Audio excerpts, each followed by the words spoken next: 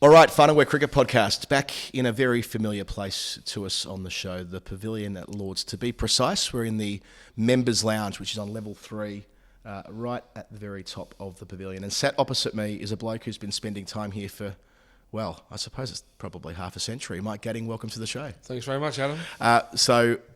Played 163 times for England, 79 test matches, 23 as captain, Ashes winning captain, etc., etc., etc. We'll get into all of that through our conversation. But perhaps the main reason I wanted to get you on at this time of year is to tell us, from your perspective, why the Lords Taverners have been an organisation that you've devoted decades of service to in a voluntary capacity, former president, former board member, raised God knows how much money, and why you've devoted so much of your life to the Tavs. Well, I suppose it was cricket, really, because Tavs was around in the times when I was growing up. They started in 1950 by the actors who used to sit in the Lord's Tavern, as it was there, and you could get in from the roadside and come in and watch the cricket. And the boys used to do that, and they once sort of saw some kids playing outside, and they didn't have any kit, so they thought we'll start something up, and they had a couple of matches, and they did a couple of charity functions, and all of a sudden the Taverners was born. It has morphed, and it has had to morph into something different, because times change. And in those days when we used to have a Lord's Taverners match out on the square, out at the main square, and that was a huge affair. Then it sort of migrated to the clubs, and then we obviously got the professional cricketers involved as well, because they usually had Sundays off until the John Player League started. The Cavaliers was part of that as well, so there was always a Sunday where you could play. So the whole thing sort of managed to sort of fit in nicely. The actors loved their cricket, they loved playing with the cricketers. Likewise, we did as well. Some of the actors, you played with, just astonishing. And of course, it was it sort of drifted into music and all sorts. And so a lot of people who you didn't even think would like cricket, who were musicians and stars, etc. I'm not going to throw all the names out, because there are many out there that people know, and it's really very, very interesting in the way it sort of carried through from there. And then, of course, what we do with the money, it was clubs initially, club bags. People in the 60s, 70s, there was always a club bag at the club. Then they gave some money to the schools as well to try and same thing, some kit, whatever. But that's really where it sort of revolved around. And then, of course, it was a club where people could actually start to mingle, because people liked the big names that were sort of around with the Tavs, and right. and of course you had the sort of people coming in from the city as well, and all that. It just sort of grew and grew and grew, and so in the end it was like a men's club. See your mates, see some very famous people who loved the cricket, and some cricketers. And it sort of just grew and grew and grew. And the evolution to where it is today. I mean, it sounds almost like revolutionary, from like being a men's club to now being a club that is so inclusive that the core value of the charity is getting more people playing cricket and giving people with disabilities, especially young people with disabilities, the chance to access the game in ways that would have been just impossible if not for the work that's been done. Absolutely. I mean, when you think it came from just a charity, first up with the buses that sort of went round, and then times have come by. You can't have diesel buses anymore. It's got to be electric, and so you've got to be socially aware as well of what you're doing. Disabilities cricket was never really even thought about back in the 50s and 60s and 70s. You were aware of it, but it was never there. And I suppose then we sort of started to get into the sort of other side of cricket. The side that disadvantaged children. I was brought up in Willesden, just down the road. It was quite a rough part of town. So you saw what was going on there, and obviously now as the country's grown, everything seems to have grown. Prices for dinners have grown, and all of a sudden they're getting a bit outside that. People who give money are different people. You end up going to foundations, and of course, sadly, the sort of what I'd say the club sort of feeling has been sort of, I suppose, watered down a little bit in the sort of centre of London, because it's just so expensive to do dinners. Fortunately, the areas around all the sort of areas we have around the country are still doing a fantastic job. You know, without all these people who give their time up to have little functions in, whether it be, you know, Warwickshire, whether it be in, you know, up in Yorkshire, you know, the TAVs are sort of everywhere around the country because of these people who are prepared to give their time, and they still are able to do those sort of things like a club type thing where they can have their members and they can have a club and have a function, have a cricket match. It's not too bad. And then ultimately the fundraising piece to this is something that we're heavily involved in on the Final Word, and proudly so, up in Edinburgh each year for the TAVs. And I know you were very supportive, and others, David Gower as well, who's been the president for a number of years now, about the work that we've done up there. We're currently in full recruitment mode, Gat. We're trying to get as many people up to Edinburgh as possible for what we call the best weekend of the year. So I suppose you can endorse those sentiments. Oh, without a doubt. I mean, you know, the money that goes to these kids is just absolutely phenomenal. And you see the Wickets program we do, the Super Ones, the table cricket. The table cricket is absolutely fantastic. And all this money comes from, you know, the functions you're talking about and people giving their time and raising money. Without those sort of people, this just doesn't happen. But when they see what they actually achieve, the pain sort of sometimes I think goes away, because, you know, some people are in pain when they run and when they do things like that, and then they think, oh, is it worth it? And then they see these kids receive a bus, or see the Wickets programs, they see the table cricket where these kids play, a lot of them in wheelchairs on a table tennis table. It is just, it's really, I can never not have a shed a tear. So for all those people that are in pain and do what they do and run the marathons and half marathons and do all the stuff they do around the country, I really just say thank you very much, because you make kids' lives so much better than it could be. Beautifully put. Gat mentioned we're in this place at Lords in the Pavilion. Perhaps we'll start there. Like, what is your first memory of walking through those Grace Gates over to our left here? When did you first walk through at Lords? Well, I walked through the Grace Gates on the first time. I think I was about 12. And I had my sort of bag with me, and I came in the wrong gate, and so I had to sort of walk back around the other side of the North Gate. And I just come past the North Gate. But the real first time I walked through, I was about 15 or 16, and I was sort of doing 12th man, and I came through the gates, and they couldn't believe I said, I'm, you know, due to be up at the sort of Middlesex. They said, no, you're not. And of course, it was quite difficult in those days to get into Lords. Because it was quite a sort of a very sort of formal place, and they said I should be round the other gate. I said, no, I've been told to come here because I'm doing sort of fielding 12th man, and no, couldn't get in.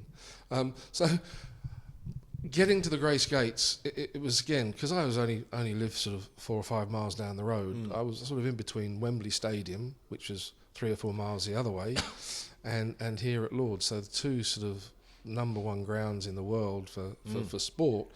It was just out on the doorstep, and as I say, coming here was just quite unbelievable, because I could get up to Wembley easy. I'd cycle up to Wembley. Couldn't really cycle here, but it was one of those sort of things. So when I was up at Wembley, saw the big coaches coming in, the air-conditioned coaches, all the England players coming out, blah blah blah, and then down here was just not accessible to me when I was a young kid.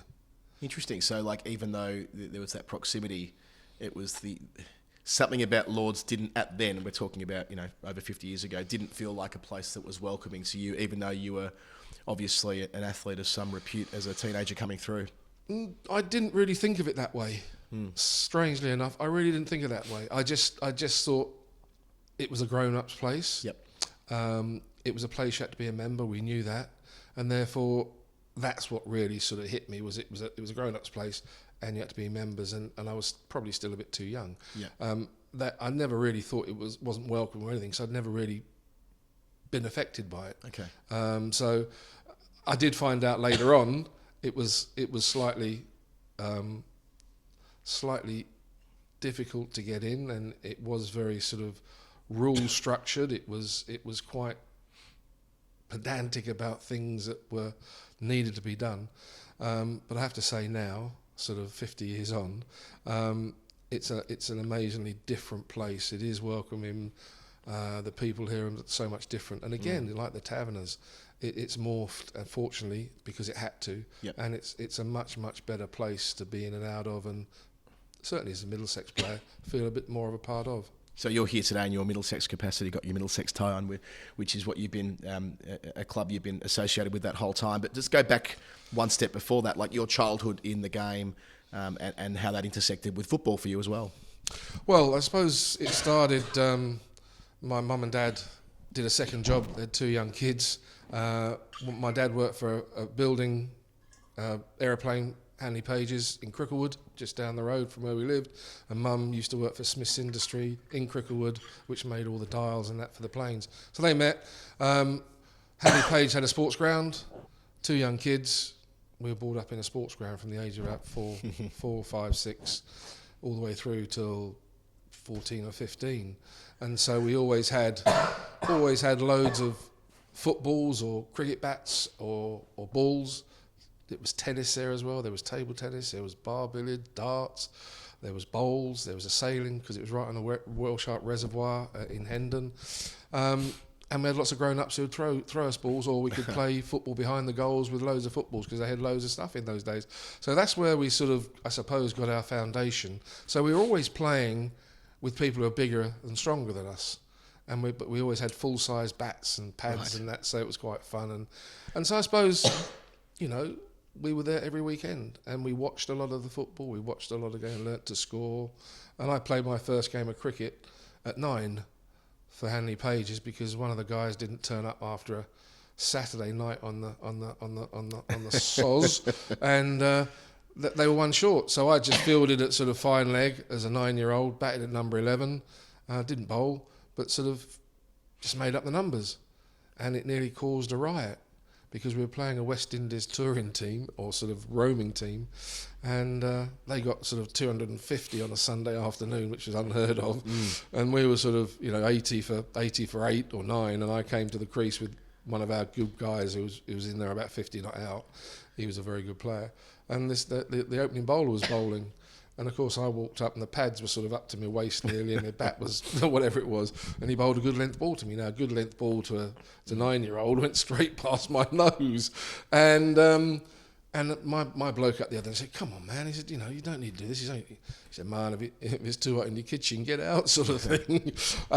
So it was an interesting sort of start as a young kid. So you knew how hard and how passionate the West Indies were about their cricket. That was really one of my first sort of understanding of Smell the Leather Man. Yeah. Which would be a through line of much of your professional career with your intersection with many outstanding West Indian fast bowlers. And I guess the other bit here is that you go on to become something of a prodigy, and we'll get to that in a sec, but playing both sports, I wonder what your reflections are on the importance of being a footballer at the same time, being a goalkeeper, and having skills that were maybe not directly transferable, but developing you as an athlete more generally than just having one discipline, one skill that you were perfecting. Yeah, I wasn't the best behaved at school, so parents thought playing sport was probably the best option out. They knew I liked it, so I played a lot. So we did swimming as well. So swimming was quite a big part, twice a week. Went to a swimming club. Obviously played football at the weekend, tried to play for the school, etc., etc. And in fact, we didn't start playing cricket in the sort of primary school. Sort of we were 9 at the time, and we were just coming up to sort of leaving to go to sort of secondary school at 11, and all of a sudden we got a teacher came in from Sri Lanka, and all of a sudden we started to play cricket in our junior school. Oh, right. Primary school, and it was a lady. It was a lady called Mrs. Collister, who was a geography teacher. She said, "Oh, we don't play cricket here. Come, we're going." And of course we played. So we played T20. We played 20 over cricket, and we played my first match down at Neasden Rec, and that's when I got my first 100. And if it wasn't for that lady, and then after having done that, just shortly after that, there was an advert in the Willesden Brent Chronicle that was advertising for 10-year-olds to go and for a trial at Bronsbury Cricket Club. Yep. And that's really where that sort of started. And so that was sort of, if you like, the fast track into the cricket. The football was slightly different because it was more an age group through school, because everybody played soccer, everybody played football. So it was always age group stuff. It was for sort of your local borough, which was Brent. So you played Brent, and then all of a sudden it became Middlesex. So that was really the sort of player pathway was very clear. The cricket one was a little clearer, but a little higher up the ladder, so you had to get through that bit first. So I went to Bronsbury Cricket Club, which I thought was in Bronsbury, which was actually quite close to me. But actually, Bronsbury Cricket Club's in South Hampstead, and South Hampstead Cricket Club's in Bronsbury. So I went to Bronsbury thinking I was going there. So instead of having to catch one bus or even get on my bike to go to where I could get to at Bronsbury, I had to get on 2 buses. But it was the best thing I ever did, because the 2 coaches there, a guy called Peter Ferrara and Ted Jackson, were absolutely fantastic. Ted Jackson was a lawyer, bit of a lunatic, loved his cricket, frightened a few people because he would shout at them. His passion was so fierce for the game, and wanted to get more youngsters doing it. He was there. So that was really the 2 sort of avenues, which were, one was slightly different and one was just what I'd say the normal pathway. I love the legacy of this all, the origin story. Mrs. Collister, the Sri Lankan teacher who saw fit to say, let's play some cricket. Yeah. Absolutely, yeah. Which would have been so against the social norms of the day. So fascinating on that front. And I mentioned that you progress very quickly, so much so that you make your first 100 against the Windies as a schoolboy in the England 19 side, and then you are classic fast-tracked into the England team, aren't you? I mean, there was a lot made of Jacob Bethel playing Test cricket in the absence of a first-class 100 a few weeks ago, but I know you'd played a little bit for Middlesex by that point. It wasn't as dramatic as Bethel, but still, you get that call-up to play in Pakistan in 1977-78, as a 20-year-old. It's quite remarkable. It wasn't quite as remarkable as you might think, only because the Packer series had started. So England actually lost... best part of 16, 17 of the players. So they always did, though, in times that we were around, you'd get a youngster that would go on tour that they thought might be good. So right. In the end, it was down to myself or David Gower that went on that first trip. And I can only assume that because I'd got some runs in the under-19 tournament, they decided they'd keep an eye on me. Mike Brearley was captain. That might have had a bit of a help on that way, but I suspect that probably David Gower was a little bit more ready for that sort of stuff than I was. Right. At that level. I struggled a bit, having played Test cricket the year before or whatever it was in his case, right? Indeed. So he seemed to be much better organised in his mind than I was at the time. It's funny, you got these giants of your era, right? You, Gower, Gooch, the 3 of you, 3 Gs if you like, who went through and all debuted, and similar era. All got picked young, all given opportunities, and all went on to have careers that extended, in your case and Gucci's case, well into the mid-1990s. But, it all starts in that late 70s era. I mean, when you rocked up in Karachi for your first Test match in 1978, and one day is just before that in late 77, it must have felt like you were on a different planet as a young lad. Absolutely. David was, as I say, I suppose you look at the education system. I was not as well versed, perhaps, and understood what was required. I was a little bit more needed to learn a bit more about myself, possibly. Were you a rat bag? I wasn't very good as a kid. No, I was sort of. The sport sort of pushed me through my education, if you like, because the teachers knew if I was left out of the sports side, I'd get my homework done. If they didn't do that, then I probably wouldn't do it. But but at the same time, that did give me a bit of an inkling of preparation and why you needed to do things, etc. So there was a bit of a learning sort of curve there, if you like, for me. Whereas, as I say, others started seemed to start at a different level. How did it sit with you being seen as this young kid with heaps of talent who was getting opportunities early? I mean, it's quite a long time before you start to really establish yourself as a ton machine, and you go on to become this prolific batter here at Middlesex and for England as well.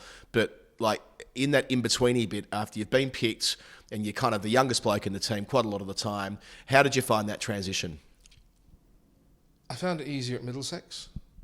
Now, I don't know why that was, but when I went up another level, I suppose I did find it slightly more difficult.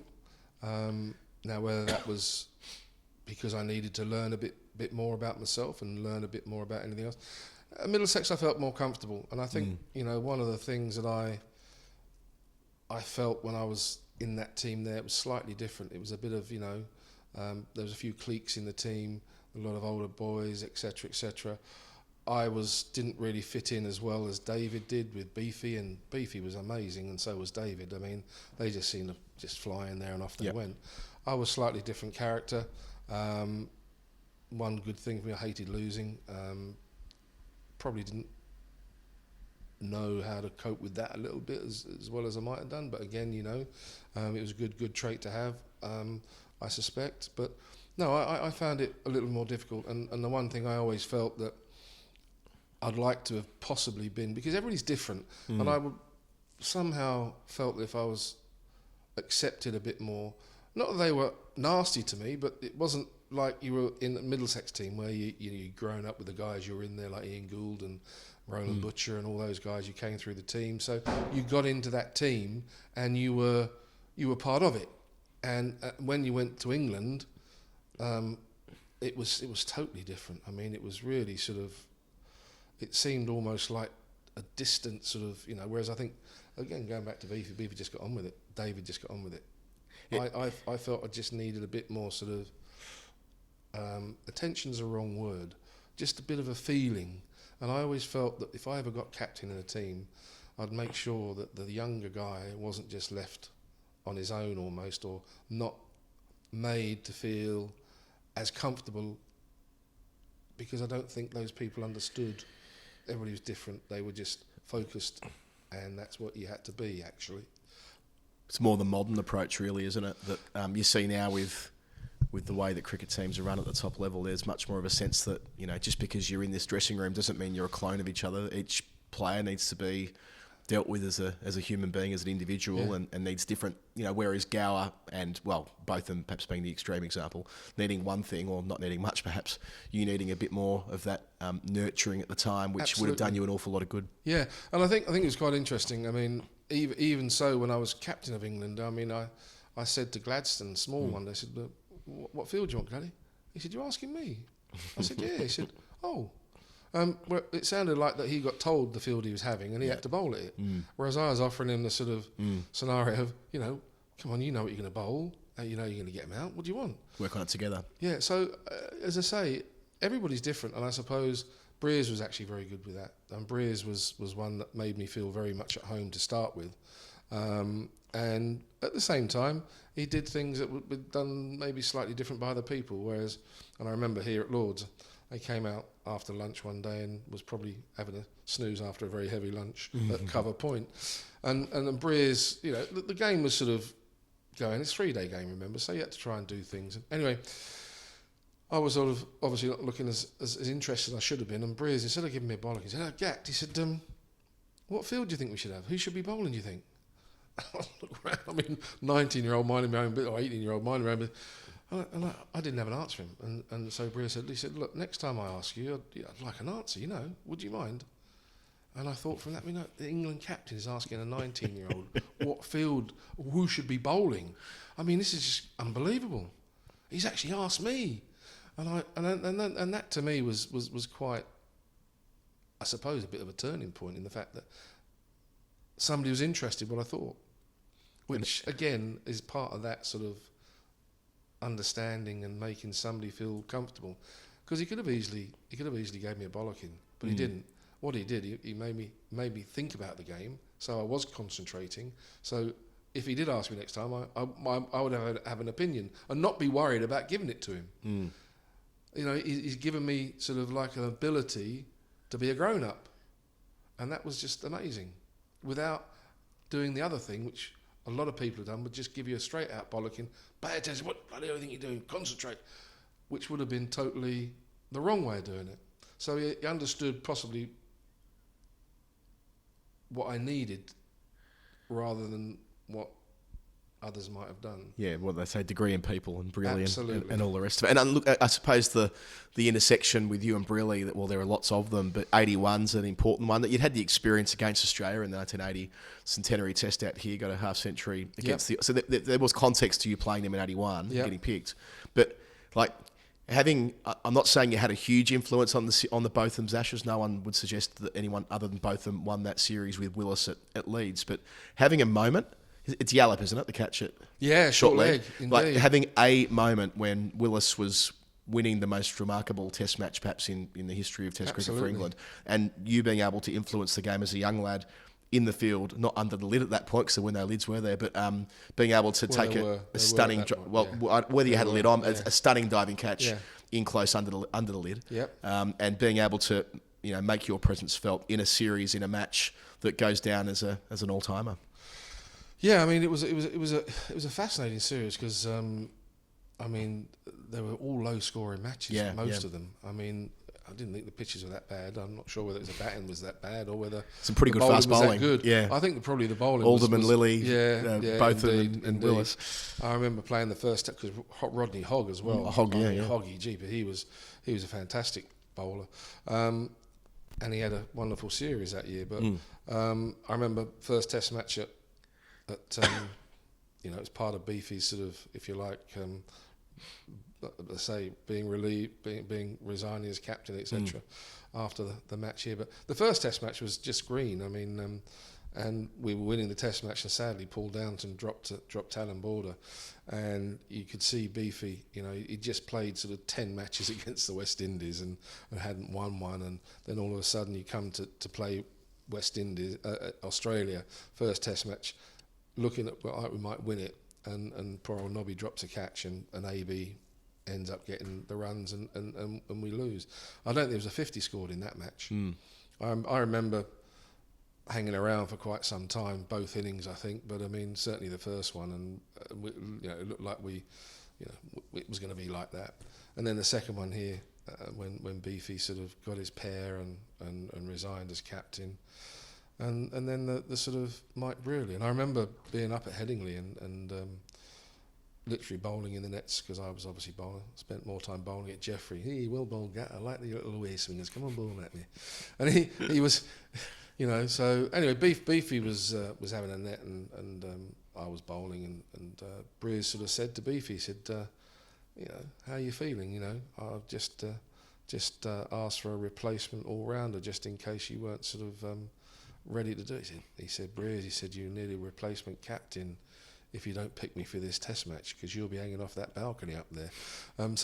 Basically Breers was just finding out where Beefy was, and he did it in a very good way, and of course Beefy was up for the challenge, and the rest is history. I mean, the most important catch I think was Dennis Lilly when I up at mid-on and coming down the hill, and it was just a fascinating period of time that because Lilly was going to get it looks like Lilly was going to get the runs, right? He was. I mean, we were bowling bouncers and Yorkers and all sorts, and I just went up to Breers and said, Breers, look, you've always told me tail enders you bowl a decent net ball on the off stump. What we haven't done that for a long time. What about it? And he writes it in his book anyway, because he remembered it. But and obviously Bob just ran up, bowled this length ball, and Dennis was on the back foot, and of course he went to flick it, and it just sort of held up a bit on the pitch, and it. Unfortunately, it was me running downhill as opposed to running uphill, and managed to get the hands under it, and that was it, and the rest is history, and so is that. And as I say, when you saw Beefy play at Old Trafford, that was one of his better knocks I've ever seen, 160, which really put the nail in the coffin. So you get that taste of being part of something special, which is a bit of a theme here at Lords with what you were able to do with Middlesex, I suppose. I mean, that's your first big year, 1981, with the club, where you make monster runs and you're learning your ropes under Brearley. What an experience that would have been. Indeed. But that era, that team, you've got all of those characters. I mean, things like Phil Edmund, Edmonds, Embury, Mike Vincent Vanderbilt, Wayne Daniel, Mike Selvey. Like this is Clive Radley. The way that people speak of that era, that Middlesex team, is like hushed tones in this place, right? And you were in that team. You were in that dressing room, and you're a major part of it. I mean, it feels now, with the benefit of hindsight, as something of a golden era of county cricket before the T20 revolution, where the best players in the world wanted to spend a number of months here, and many of them found their dressing room here at Lords. Yeah, there was. I mean, that era, I mean, I can't see anything like that ever happening again, because you had nearly all the West Indies team and their backups all playing county cricket, Tomo came here to have a season, which was fantastic. Is the Tomo season, which is that the 70? No, Tomo's season was when he got left out, And 81 with... when he got left out. Yeah. No, 80, well, it was 80, was it 81? Because Vincent came in 1980 yeah, and right. you had Wayne Daniel was ever present. I mean, he was just unbelievable. The Diamond, we called him. Yeah. And Wayne was just unbelievable. But then you have people like Norman Cowan's around. Yeah. You know, Mike Selvey. We had a guy called Alan Jones who'd been around every other county, but for a year or two he bowled absolutely brilliantly. And, you know, so Jones, Selvey, Daniel. I mean, then you had Edmonds and Embry and Titmus. Yeah. You know, was still playing in those days. And, you know, it was just a fascinating team to play in. I mean, it was a very lively dressing room because Breers and Philip didn't get on all that well.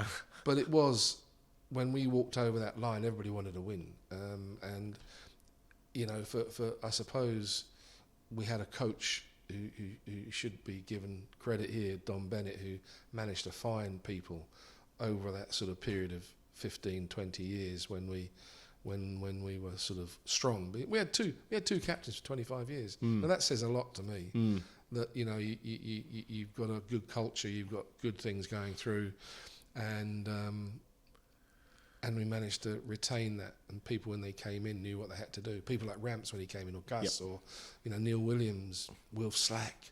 I mean, Don Bennett keep finding these sort of players. Who, I mean, we fielded 11 England players at one stage. You know, it's just phenomenal that we kept finding these people. And you know, when they came in from outside, they felt comfortable.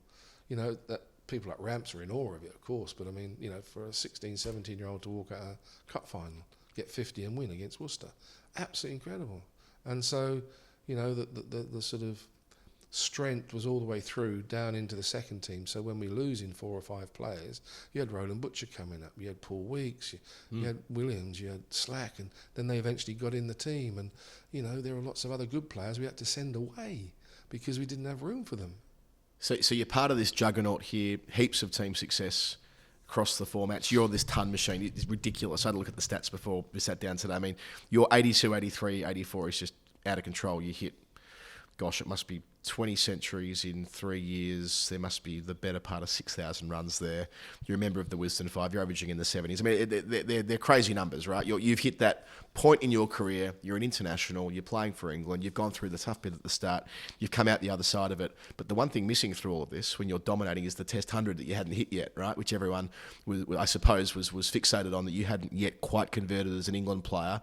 And then we go to India in 1984, 85, which is... Indira Gandhi and Percy Norris and the assassinations and the chaos. And I spoke with David Gower about this last year at great length about his experiences of that. But you as a member of the ranks by that point, not a junior member of the team, but vice captain. Vice captain of the team, right? So you're in that squad, in that side, so much going on, and the responsibility shifts onto your shoulders as a player with all this chaos around you. Yeah, I mean, look, the one big thing was, and getting back to the sort of scenario of feeling a part of a team. I mean, David had a little part to play in that. He sort of blushes a bit sometimes when I remind him of it, and he doesn't remember it, but I do. And I remember being in the Taj at Mumbai or Bombay, and we went up to the tea room, and I remember because we were looking out from the tea room on the first floor, looking over the gateway of India and out onto the bay. And he just said to me, he said, Gat, he said, look, you know, he said, you know, obviously you're vice captain. He said, and he said, you're going to play all 5 Test matches. So he said, you know, where would you like to bat? And I said, I'd like to bat 3, but I know you bat 3. He said, no, where do you want to bat? So I said, I'd bat 3. He said, right. He said, but just remember, you're playing all 5 Test matches. So if you don't get any runs in the first 2 or 3 Test matches, I'm going to go to 3 and you're going to bat at 5. So whatever happens, you're playing. So get your head around that.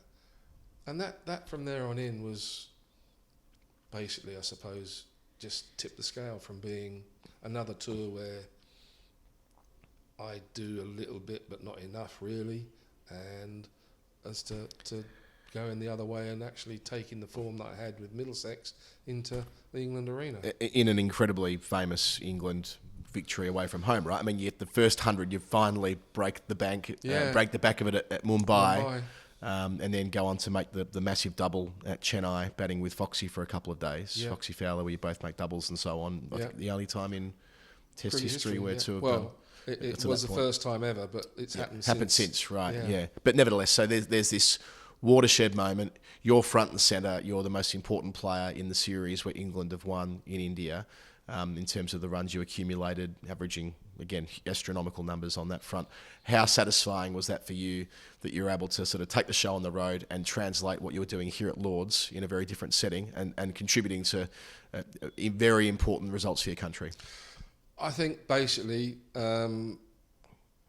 it was about feeling at home, and that's really what it was. And again, I can't stress enough how, I say, some people do it different ways. Some people find it homely straight away. It took me a bit of time, but once I did, I knew what it was like. It was the same, and you just didn't think about it after I got the first one, to be perfectly honest. All I was worried about was winning games. As I said, I hated losing. So for me, my job was to, if I got in, to bat for as long as I could, and that's all it was. But I actually started to believe I could do that at that level. And that's what happened. And it kicks on, a couple of hundreds in a row against Australia the following year. It's this funny old era, isn't it, where you've got these players, and you fit into this category, where you were able to beat Australia fairly regularly. And even in Australia, and we'll come to 86, 87 in a sec, of course. But you had this edge over Australia through that whole era, and yet, sure, Packer at the start of it, South Africa in the middle of it, and whatever else. But still, the old rivalry, the one that matters most. Yeah. But when you throw the Windies into the mixer, so 85, great year for you, great year for England. Yeah. 86, and the challenges of having to deal with the Windies again, as was the case a couple of years earlier. Going over there, how difficult it was, getting the ball to the face from Marshall, Jamaica.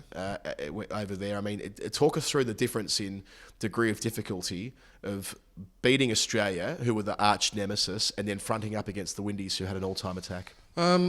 It was difficult because at that time, I mean, although it's sort of, I suppose you would say they had an even better group of bowlers than they did in the sort of early mid-late 70s. Yep.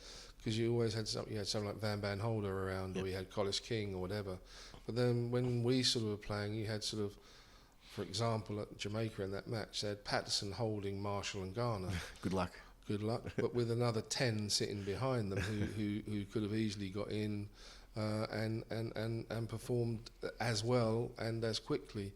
Someone like Roberts was not even playing, and he'd sort of finished. But they seemed to turn out, because with Courtney Walsh and Ambrose in the background, and they had people like Bishop and Gray, Merrick, and they just didn't stop coming, sort of thing. And it was really about whether you could hang around long enough. And the real thing about that particular disappointment for me was I'd actually got off to a reasonable start against Jamaica and whatever. I got some runs, spent some time at the crease, and was feeling comfortable about how I was going to play, etc., etc. And then we played Jamaica, which I got some runs, and then there was a one-day international. And this was on this pitch that was absolutely, it was a shocker. And the test pitch was right next to it as well. And in fact, it was either one of those two, I think, that they had to abandon a test match on sort of 4 years later, if you remember rightly. Yeah. And that's how bad it was. And it was a pitch, really, as much as anything. It wasn't Mako's fault. I mean, as I say, it was just one of those balls that just flew off a length, and he'll always say it wasn't short enough, but I wasn't hooking it, I was trying to pull it. But it was that sort of steep bounce, and it just seemed back, and I was, it didn't hit anything. That was a thing. But then, they told me there was a bit of bone in the ball after they'd finished, and Mako picked it up and threw it away. Said, "I'm not bowling with that anymore. I'm not going to bowl." I was sort of whisked off to the hospital. Beefy didn't play for some reason. I think he must have had a bit of sunstroke or something. I'm not quite sure, but he wasn't playing in that one day. He looked after me down there. I got on the plane, did a press conference in Gatwick when I got back, and this bloke ran in and said, and I've got these big black eyes, and I've got 5 stitches and a big seri strip with a bit of a cross to hold the stitches together. And this bloke flew through the doors just as the press conference was about to start and said, Mike, where did it hit you? And I've gone, I can't believe this. And I was stunned, and I think all the others just looked round, and and I just sort of went, oh, X marks the spot. I should have said Jamaica, because he obviously hadn't got a clue, and he just charged in, and that was it. Anyway, again, a very disappointing thing. I got back out, having had a 3-week period out, aiming for the sort of Barbados Test match, and I got off the plane, and David said to me, he said, "Oh, you're right to play?" I said, "Yeah, I come out here to play." Because I had the helmet for the first time with the visor on. I couldn't come out without it. So I had a couple of nets before I left, and it wasn't too bad. So he said, "Yeah, all right then, you captain and play against Barbados." And I went out there, got what I expected at number 3, lost a wicket, got out there. Was plodding along at 30, not out, and having got the barrage over with. And a little fella called Vibert Green came on, a sort of Malcolm Marshall lookalike. And he ran in, and they said he could bowl a bit like Mako when he was in his younger days. He bowled 4 or 5 overs very quickly, but then after that he just sort of wasn't in it. Anyway, he bowled a couple of overs, and anyway I got myself in. I went back to one of these, was just short of a length, and it just flew at me a bit and hit high up on the bat, and I thought, oh, nothing of it. Anyway, ran up and bowled this next one. It flew again. I've really gone really hard at it, and of course. It's bounced even higher, this one, and it's gone straight on the end of the thumb and cracked a clean crack through my bottom hand thumb. And so, trying to get back, I felt was feeling good again, and obviously somebody up there decided it wasn't time to actually be playing cricket again, I don't think. So I sat out again for another sort of month, and I ended up playing in the last Test match in Antigua, and that was really it. So the first time ever I felt sort of comfortable, because generally out there's not great practice facilities, and the only way of really getting ready for them is actually to bat for a period of time, just to get your rhythm, get your confidence, and then you've got to then do the same. But if you're in a good place to start with, then it's a lot easier than trying to get to that place. So it moves quite quickly from you being the 2IC in India, having some troubles in the Caribbean there through injury, and then you're the England captain, right? I mean, this is a big deal. You take over as the full-time skipper for the mentioned before. You captained 23 times in Test cricket, of course, one-day cricket as well. But going to Australia in 86, 87, I know you don't win loads of Test matches as captain, full stop, but gosh, you won 2 that mattered an awful lot over in Australia. All of the negative takes on what the England team might have done out there, and finding form at the perfect time after a poor start to the series. And then, the Grand Slam is yours. You win everything out there. And I mean, these must be memories that have kind of formed such a big part of your cricketing identity. You're the guy. There's so few of them. You're one of the very few captains that have led England to victory in Australia. Look, it was for me. I couldn't quite understand. I know we didn't play very well, but to me, the team that we had picked. I mean, sadly, Gucci couldn't make it. I mean, Slacky did come out, and sadly he didn't quite get in. But the problem we had, a bit like now England have got, is that we had the openers there. And Bill Athy was sort of one of them. He was sort of a 3 or an opener, and Broady and Slacky. Now in county cricket, if you look at Broady and Slacky, they were quite prolific in that. They played fast bowling well, and Ath I knew did fine. And then you got Lammy and Gower, myself, Beefy, probably the 2 best spinners around in there. And then you have someone like Graham Dilley, and we found a bit of a crackerjack in De Freitas, and then Stoney and Foster. As your backup, two fantastic wicketkeepers, Jack Richards and Bruce French. Bruce was a fantastic keeper.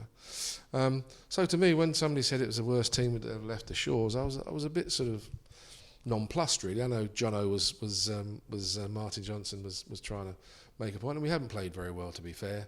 But I think what Beefy said, and again, it was very apparent with the young kids we had as well, was that before the first Test match, I'd asked Beefy if he'd just look after the young kids, because Beefy had come back from a little spell out of the game, played at the Oval where we played against New Zealand, and came in, got a wicket first ball, got golden 50. bollocks and all that. Oh, he smashed it. And so I had to ask him before we left. Said, look, there are some people who don't want you to go to Aussie. I said, are you sure you want to go? He said, don't be so stupid, Gat. Of course I want to go. And I said, well, look, do me a favour, I said, because the press are going to be after you. I said, just would you look after the young bowlers and just get to know them? And I know you know them, but they don't know you that well. And I said, for the first 2 or 3 matches, I said, can you, just do, play the matches and do whatever? He said, yeah, not a problem. I said, then when it comes around to Test cricket, I said, you tell me when you want to play, because you're going to play in all the stuff, the one days, let me know. And he said, you serious? I said, yeah. I said, you're going to be playing a lot of cricket, so you just let me know once you're... And he was very grateful for that, and I think the young kids were grateful that he spent a bit of time with them. The press didn't have too much to do, apart from worry about Mr. Packer and the Burswood Casino. When I asked them to stay out of the press, well, Packer gave them some money to spend in the Burswood Casino. Whatever they made, they gave to charity. I said, but don't go... Anyway... It was an interesting, and we had the America's Cup on as well. But Beefy said just before the first Test match, I've got a speech written out. But Beefy said, look, I'd just like to say a few things. He said, look, just quickly. And if you've been in a Beefy sort of team talk before, it's about him bowling about. He just got up and said, look, fellas, he said, we haven't played very well, I know that. He said, but tomorrow it's a Test match. That's practiced. We practiced, but he said, whichever 11 go out there tomorrow, I feel we can still beat Australia. So go to bed thinking that we're going to beat Australia tomorrow, because I think we can. And I was going to say a few words, and you just looked at the kids, and you just looked at 1 or 2 of the senior players, actually. This was different Beefy. And it was quite telling, and I ended up not saying too much at all. I don't think Mickey did that. That sort of said it all. And I think the respect that the guys had for Beefy, they felt it was different too. And the only thing that really changed in the morning of the match was David had been batting 3. And I said to David, I said, look, do you mind if I bat 3 and you bat 5? Before I went out, I said, yeah, not a problem. So that's what we did, and that was the only thing that changed on the morning of the match, really, because David had been batting 3 and I'd been batting 5, and just sort of, let's just change it. Captain's prerogative, indeed. And look at all.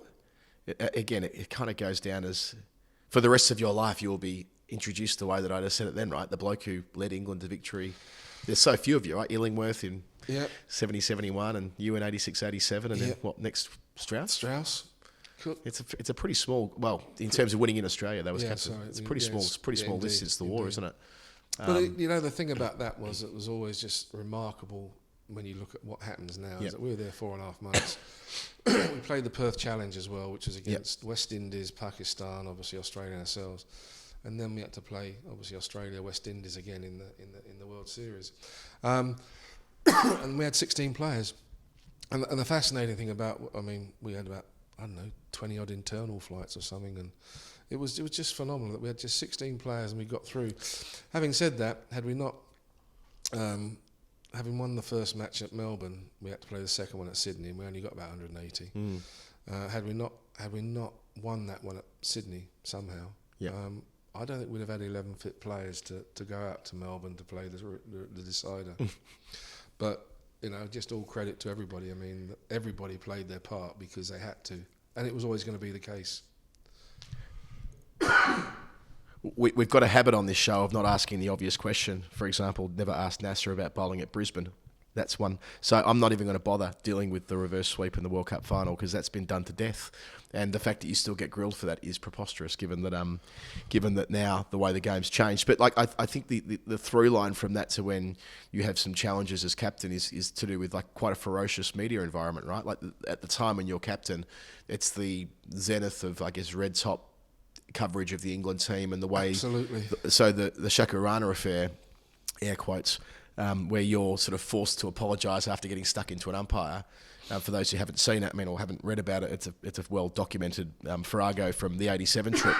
But I feel like these days, if the same thing happened to Ben Stokes, he'd be just as inclined to jump on social media and tell the umpire to get fucked on social media, and he'd probably be celebrated for it. You know what I mean? Like it's emblematic of how things have changed from when you really were as cricketers, you really were hunted might be the wrong phrase, but like there was currency in you blokes getting in trouble, and you were overseeing an era when guys did get in more trouble on tour when there were fewer safeguards, perhaps. Yeah, there were fewer safeguards, but there were less intrusions, i.e. phones and things like that right around in those days. So you just had people who were, I mean, before we started the first test match in Brisbane in 86-7, yep. One of our own newspapers sent 3 girls over to Brisbane to try and get the guys in bed before the test match to make problems. Now, why they did that, I don't know. Why would you do that? I mean, it's just ridiculous. Well, it's the era, though, isn't it? Right? That was the vibe. That's the era. So you get back to, I mean, that was my 3rd trip over to Pakistan, and we'd had a few problems in the UK. Imran was captain, and he didn't like one of our umpires, so he wanted them got rid of. But our board quite rightly said he was one of our best, so we're leaving him. So when we went out to Pakistan, we were warned slightly that something might happen, but we weren't quite sure what it was. But soon found out. First test match ended in 3.5 days, and a bloke called Shakil Khan got 15 wickets in the match, and he was the umpire. So it started then, and the fact, well, the very sad fact of the matter was it was just so blatantly obvious what had happened, and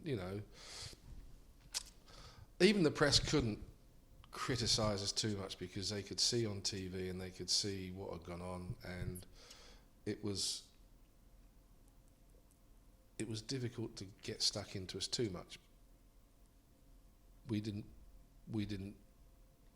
do as well because we'd won the 3-1 days quite easily, and we were sort of playing quite good cricket. But we had a few problems because they put stump microphones in as well, but for the second test match in Faisalabad. All I can say about it is well documented, it's been written about. The only good thing I think that came out of it maybe was that we got neutral umpires in quicker than we might have done, and then obviously the DRS came in, so it saved Stokesy having to jump up and down and swear at umpires, because that was, and to be fair, Imran Khan wanted neutral umpires, and was pushing for it as well. So, to be fair to him, he was up for that as well, because and it's taken a lot of angst out of the game. So yeah, for what I did out there, I did lose my temper. I thought a lot of things that had gone on were wrong and have been for certainly the 2 or 3 tours I did, when I saw grown men crying because they knew they perhaps might not have got the right decision maybe. And it was difficult to keep taking, and somebody had to say something, and I did.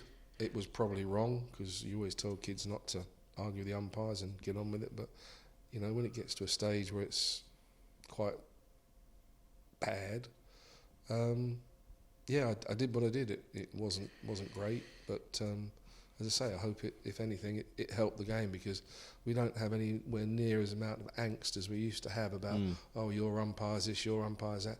Nobody can do that anymore, and it really is a much nicer game to play in. And look, it does snowball towards the end of your captaincy tenure as a consequence. That's one set piece event, and there's I guess the Summer of 4 Captains drama, which is added to by, again, a bit of scandal with you at the time, which again has been well documented and we don't need to really go into. But I'm interested in the extent to which, and I'm mindful we don't have all day here, so I've got to wrap it up relatively soon here, but the extent to which, having had that bruising experience towards the end of your captaincy tenure, you were still churning out the runs, for Middlesex. There's no doubt about your place in the team, or I guess as a senior pro post-captaincy. But your decision in 1990 to then go to South Africa, was it, how much of what happened towards the end of your captaincy made you think, I'll sack that off and I'll take the ban for going to South Africa, which you would have known by that point, having had the 2 previous tours to South Africa, that if you made that call, it could well end your international career? Yep. There was a lot of things. We haven't got time to talk about it now. Yep. But the 2 people in charge, Rahman Sabara and Ozzie Wheatley, made a a lot of decisions and did a lot of things within that period that made it difficult, and they made it perfectly clear by the time it got to probably the end of the 89 that they didn't want me to be captain. They didn't think I should have been captain. They said I was too close to the team, couldn't discipline them. But the thing that really, I suppose, hammered home for me, two things. One, as everybody knows now, sadly, and David didn't at the time, was that they had actually asked me when Ted Dexter was going to take over the chairman of cricket. We had a chat, and he asked me if I'd be captain, and then all of a sudden it got vetoed. And Ozzie Wheatley was the only person that could do that, and he had already told me that, and Mickey Stewart, that he wouldn't veto because he knew it was going to be Gower, Gooch or Gatting. And he said, no, that they can all do it. So when I was announced, well, when I say I was announced, when I was told by Ted that, we'd do it, it got vetoed, sadly.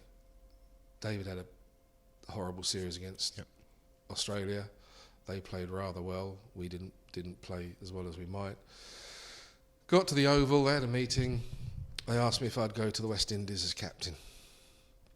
And I said, absolutely love to. But let me, I hadn't signed any contracts with South Africa, I hadn't even talked about money. So I said, just give me 12 hours to speak to Ali Bakr and just explain I'm not going because I want to play for England. But I don't want anything in newspapers. And there were 3 people in the meeting. One of them leaked it to the newspapers. Gatting blackmails England selectors to be captain. And that just really, for me, just summed it up. Now, did I cut my nose off to spite my face? Possibly. I just couldn't, I'm just not that sort of person. I can't keep, when these people are involved, it's difficult to give what you need to give. And, sadly, if that tour hadn't have gone, and you think of all the guys that were coming through, it'd been a fantastic team. But when you took out so many players who went, I couldn't believe it when I saw the side, because I didn't even know who it was, but Embers had been dealing with it. And when Ali Bakr showed me the side in July, I went straight to Mickey Stewart and said, Mickey, you seen this tour? He said, well, you're not going, are you? I said, well, let's be fair. I said, Mr. Wheatley and Sabah haven't given me cause not to think about it. Anyway, could go on and on, but there were lots of things that happened, I can assure you. But that's besides the point. The fact is, again, I was told that things were being taken off the statute book. There was going to be something come back to normality, and having spoken to President de Klerk, he said that was going to happen. And to his credit, that's exactly what he did. Mindful, you've got to go, so I'm going to finish it up by. Why don't we do some one-word response? Okay. One-word response. All right, let's try this. This may not work, but we'll give it a crack. We've never done it before. Warren 93. Fantastic ball, fantastic bloke, great for cricket. Such a sad loss to the game. Very much like Malcolm Marshall and all the others who've died as early as they did. He was fantastic. He loved the game. He wanted people to understand the game. He wanted people to enjoy the game. And whenever he was around with young kids, he was just absolutely fantastic for the kids. I know that's more than one word, but he was unbelievable. And the impact he had on cricket, there won't be too many people that have that sort of impact. People's fixation on your weight. Tough. I can imagine. It's even now, right? Even when now I say tough on them, doesn't worry me. Doesn't bother you? Didn't bother me. I was me. Fixation on weight doesn't really matter about weight, does it? It matters, we did what we did. I never thought I was fat or obese or anything like that. That was just people's perception. How satisfying it was getting that 100 in an Ashes win in 95 in Adelaide? Oh, hugely. I can't tell you. I didn't play that well. It was actually funny that my coach phoned me up right in the last test match, said, "Do you realise where your back foot's going?" I said, "No." He said, "Well," I said, "Christ, why didn't you phone me up earlier?" He said, "Well, you got people out there to do that." Anyway, I got the test 100 at Adelaide, and it was a great feeling because, you know, I knew there was something wrong but wasn't quite sure what. And I got the 100 and then didn't do very well at Perth, which was disappointing. You kept making lots of runs for Middlesex, 94 first-class tons when you retire in 1998. Did you think about going on and trying to rattle off 6 more?